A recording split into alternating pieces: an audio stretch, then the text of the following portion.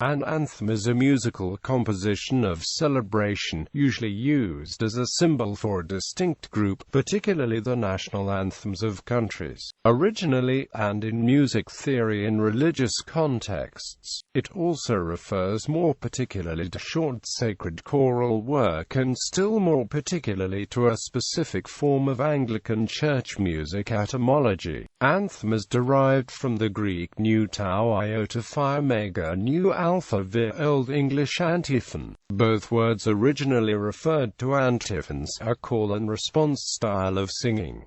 The adjectival form is anthemic. History. Anthems were originally a form of liturgical music. In the Church of England, the rubric appoints them to follow the third collect at morning and evening prayer. Several anthems are included in the British coronation service. The words are selected from Holy Scripture or in some cases from the liturgy, and the music is generally more elaborate and varied than that of psalm or hymn tunes, being written for a trained choir rather than the congregation.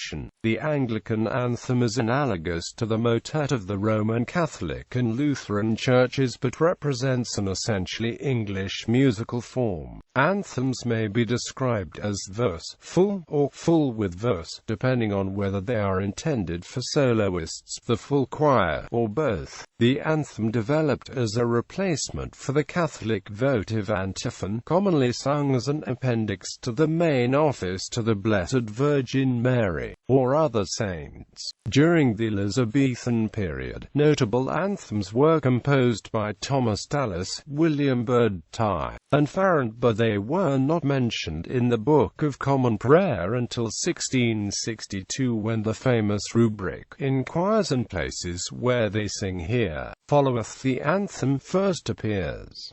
Early anthems tended to be simple and homophonic in texture, so that the words could be clearly heard. During the 17th century, notable anthems were composed by Orlando Gibbons, Henry Purcell, and John Blow, with the verse anthem becoming the dominant musical form of the Restoration. In the 18th century, famed anthems were composed by Croft, Boyce, James Kent, James Nares, Benjamin Cook, and Samuel Arnold. In the 19th, Samuel Sebastian Wesley wrote anthems influenced by contemporary oratorio which stretch to several movements and last 20 minutes or longer. Later in the century, Charles Villiers Stanford used symphonic techniques to produce a more concise and unified structure. Many anthems have been composed since this time, generally by organists rather than professional composers, and often in a conservative style. Major composers have usually composed anthems in response to commissions and for special occasions.